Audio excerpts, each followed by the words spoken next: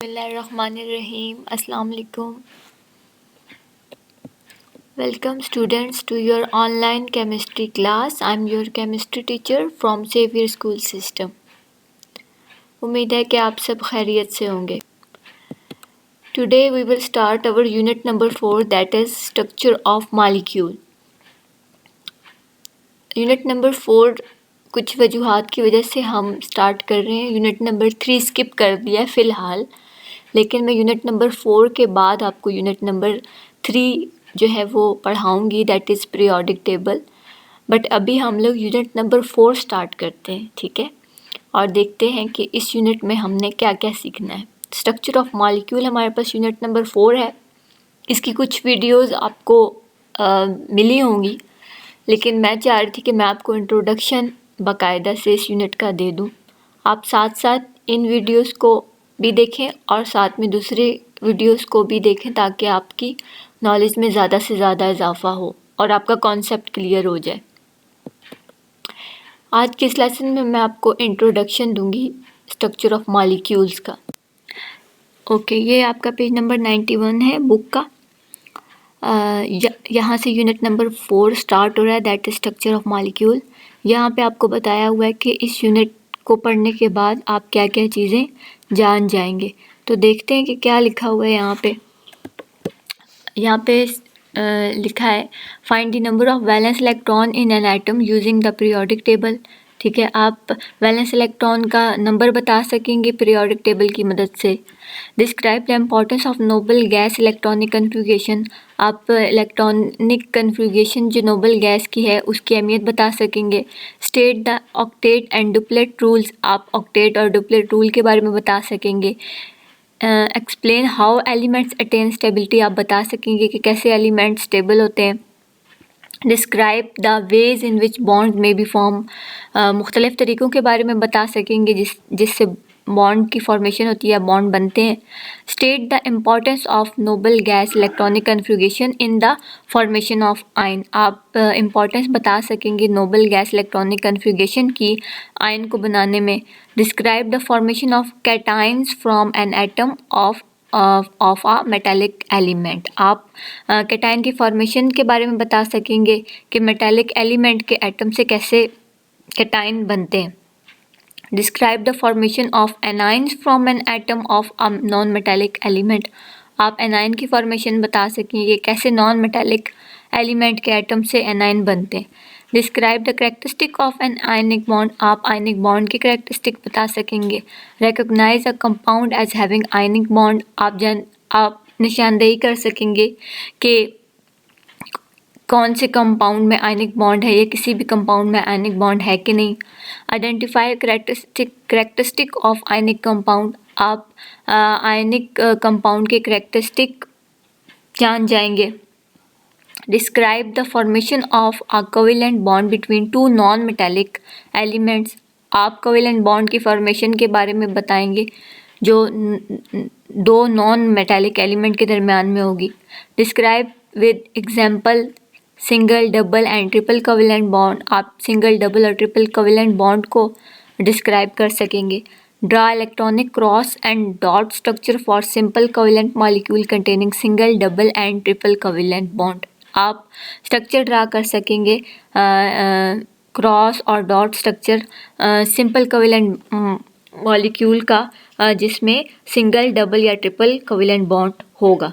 ठीक है, तो ये वैसे ही एक आपको मैंने थोड़ा सा स्टार्ट में बता दिया कि इस चैप्टर में इसका कंटेंट इस चैप्टर का कि इस चैप्टर में क्या क्या आप पढ़ेंगे. ठीक है, तो ये इतना कोई ज़रूरी नहीं है, बस आपको पता होना चाहिए कि इस यूनिट में क्या क्या चीज़ें मौजूद हैं. ओके, अब नेक्स्ट देखते हैं कि इंट्रोडक्शन में उन्होंने क्या दिया हुआ है. ओके जी, सही. इस चैप्टर का जो बाकायदा इंट्रोडक्शन है वो आपके पास पेज नंबर 92 पे है. चलें रीड करते हैं. When you look around, you will find hundreds of things that are found in the combined state. जब आप अपने इर्द गिर्द देखते हैं तो आप बहुत सारी चीज़ें ऐसी देखते हैं जो आपस में जुड़ी हुई होती हैं, मिली हुई होती हैं. ठीक है, These things combine with each other in number of ways. ये चीज़ें एक दूसरे के साथ बहुत सारी मुख्तलिफ़ तरीक़ों से एक दूसरे के साथ जुड़े हुए होते हैं। The attractive force which keeps the atoms together in substance is called the bond। ठीक है, और जिस फोर्स की वजह से ये आपस में जुड़े हुए होते हैं एटम्स, उस फोर्स को आप क्या कहते हैं? बॉन्ड कहते हैं। ठीक है, तो ये आपके पास बॉन्ड की डेफिनेशन आ गई।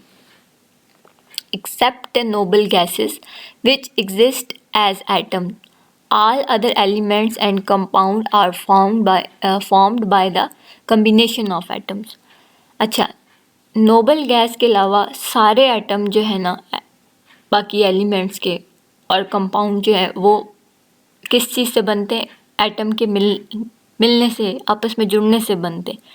Accept noble gas, noble gas में ऐसा कुछ भी नहीं होता, उसके एटम स्टेबल होते हैं तो उनको ज़रूरत ही नहीं पड़ती किसी के साथ बॉन्ड बनाने की। In unit number 1 you have learned that atoms can combine with one another to form molecules। Molecules of the same element consist of the same kind of atom। ठीक है, आप इस यूनिट में पढ़ेंगे कि एटम कैसे एक दूसरे के साथ जुड़ते हैं और किस तरह जो है मॉलिक्यूल बनाते हैं। ठीक है, और ये बात लिखी हुई है इस पॉइंट यहाँ पर कि मॉलिक्यूल अगर जो है एक ही किस्म के एलिमेंट का हो, ठीक है, तो उसमें एक ही किस्म के एटम मौजूद होंगे। ठीक है, जैसे कि ऑक्सीजन है, ऑक्सीजन जो है ना, एक ऑक्सीजन का जो वो है मॉलिक्यूल, वो आपके पास 2 एटम से बनता है। ठीक है, 2 एटम ऑक्सीजन के इकट्ठे होंगे तो एक मॉलिक्यूल ऑक्सीजन का बनेगा। इसी तरह अगर 3 एटम इकट्ठे होंगे ना ऑक्सीजन के तो ओजोन बन जाएगी। ठीक है, तो ये सारे क्या है? सेम है, एटम है, एक ही किस्म का मॉलिक्यूल है। While molecule of compound are made up of different kinds of atoms. और कुछ ऐसे भी मॉलिक्यूल होंगे जो कि कंपाउंड के जो कि मुख्तलिफ़ एटम से बने होंगे। ठीक है, जैसे पानी हो गया, कार्बन डाइऑक्साइड, पानी में हाइड्रोजन भी होती है और ऑक्सीजन में, दोनों मुख्तलिफ़ है। ठीक है, हाइड्रोजन अलग है, ऑक्सीजन अलग एटम है। ठीक है, तो ये आपको बताया हुआ है। अगर एक सेम एलिमेंट का मॉलिक्यूल होगा ना तो उसमें एक ही किस्म के एटम होंगे। ठीक है, ये तो जनरल सी बात है ना। अगर मतलब मेटल है, मेटल में एक ही किस्म के आपको सारे एटम, अगर वुड है तो उसमें अपनी एक किस्म की एक ही जैसे, लेकिन अगर एक ऐसी चीज़ें 2 चीज़ों से मिल के बनी है तो वो डिफरेंट उसके 2 एटम ने, जैसे पानी हो गया, कार्बन डाइऑक्साइड होगी, कुछ और भी चीज़ें होती जो 2 एटम्स मुख्तलिफ एटम्स से मिल के बनती।